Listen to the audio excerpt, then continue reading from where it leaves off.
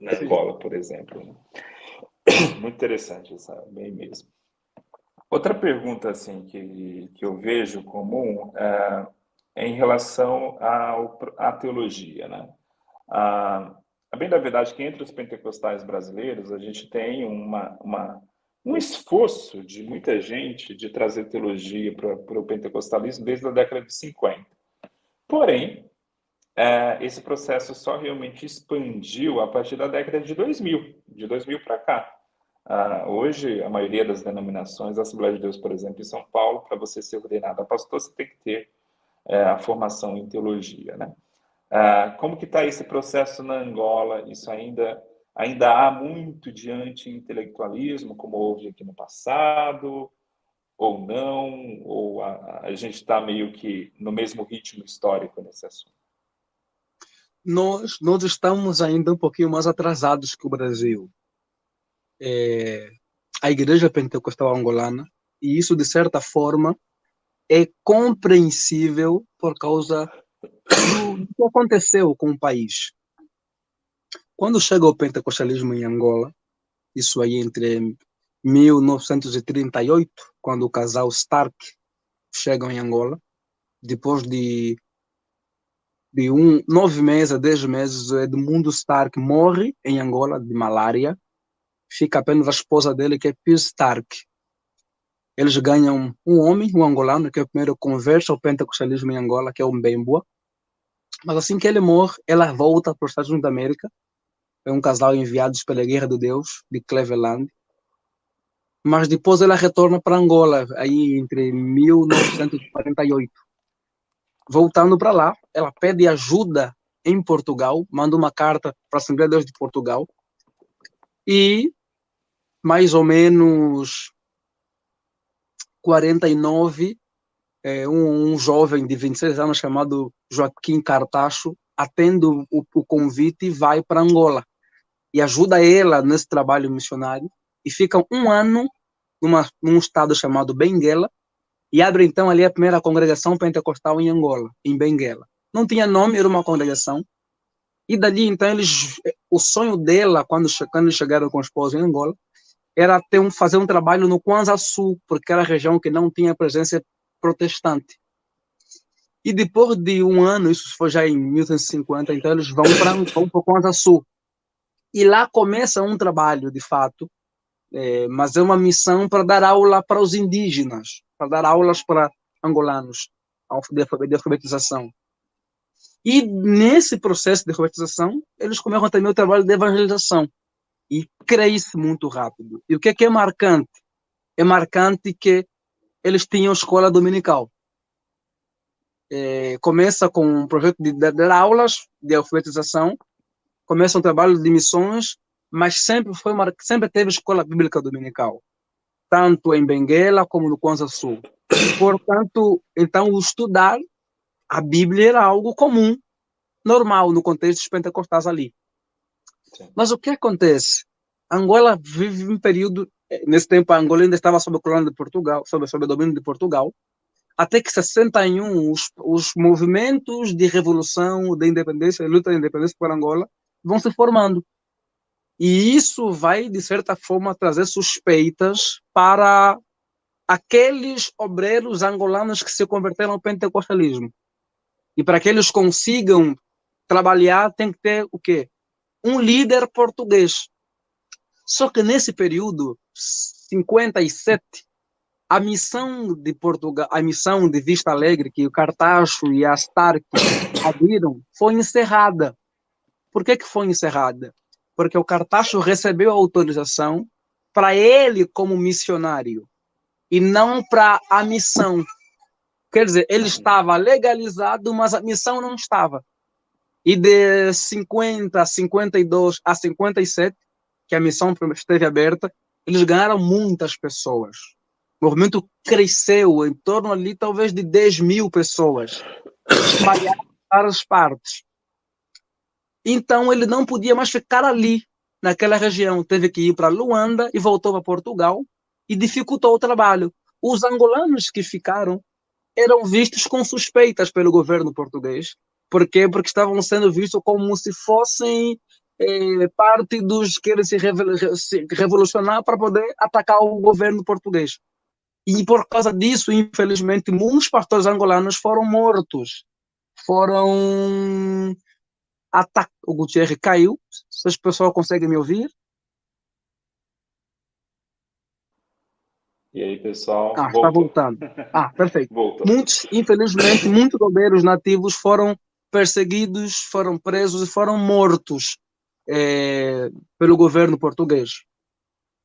Dito isto, o que é que aconteceu? Cartacho vai para Luanda, e aí em 59, perdão, e abre uma igreja chamada Igreja Evangélica Pentecostal. Isso é em Luanda.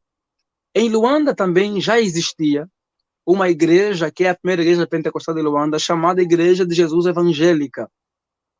Estou tentando ver esse contexto para chegar na sua pergunta, na resposta da sua pergunta. A Igreja de Jesus Evangélica, ela não começa como pentecostal. Ela começou talvez ali em 53, aí. Ela começa com uma junção de portugueses, batistas, metodistas, presbiterianos. Só que um obreiro assembleano vai para Angola, que é o Ricardo da Ribeira, e assume essa igreja. E ela se torna pentecostal. O autor do livro Recantos do Mundo, que é uma história sobre essa igreja, ele descreve como é que ele percebeu que era uma igreja pentecostal. Porque o culto era mais expressivo, os dons eram enfatizados, as línguas já existiam, profecias também. Então, era de fato uma igreja já pentecostal carismática. Só que a igreja angolana, a pentecostal angolana, era vista com muita suspeita pelos portugueses. Então, eles precisariam de quê? De uma autorização de Portugal, que seria uma espécie de cobertura para protegê-los das possíveis suspeitas. Só que levou muito tempo para a Guerra de Portugal autorizar que pudessem colocar o nome de Assembleia de Deus. E em 73 isso acontece. A Guerra de Portugal autoriza e então vão mudar as placas. Só que algumas igrejas de líderes angolanos que eram nativos não aceitaram o nome Assembleia de Deus. Preferiram ficar com os nomes que eles tinham, como Igreja Pentecostal, como outros com a ideia de missão evangélica. E isso, em 63, acabou fazendo com que os pastores angolanos nativos não fossem muito bem vistos e não tinham proteção de Portugal, certa cobertura, ficaram com os nomes que eles entendiam ser os nomes originais do surgimento do movimento, então, da igreja em Angola. Com isso, a guerra entre os movimentos de libertação com o governo português, e em 75 Angola recebe independência. Quer dizer, nesse período todo, entre perseguição colonial, entre reconhecimento e não tem como focar em cuidados teológicos. Você está preocupado ali, inclusive, ainda com... Sobreviver. Está preocupado com vida. Sobreviver. E às vezes ainda reconhecer a própria igreja. Para ter uma ideia, algumas... Sim. Não, só um detalhe, né? Que coisa terrível, assim. A gente não passou nada parecido aqui no Brasil com o que Angola passou com Portugal. Primeiro que a nossa independência ainda foi no século XIX. Né? A gente está falando da independência de Angola na década de 70, tipo ontem. Sim. É muito recente na história. Segundo que não houve esse processo progressivo, né, de independência. Aqui foi um processo muito rápido. E na Angola não, você está falando aí de um período de uma década, onde há essa luta, onde há essas questões, e a igreja fica ali, né, nessa batalha, portugueses com desconfiança sobre a liderança da igreja local, porque podem ser revolucionários a favor da independência. Cara, é uma realidade completamente diferente. Assim, e para piorar, não passou nada disso. Alguns padres católicos também estavam no pé. Sim. Aí não ajudou. Então, o foco estaria em quem? Em viver e em lutar para reconhecer a instituição, porque não era reconhecida.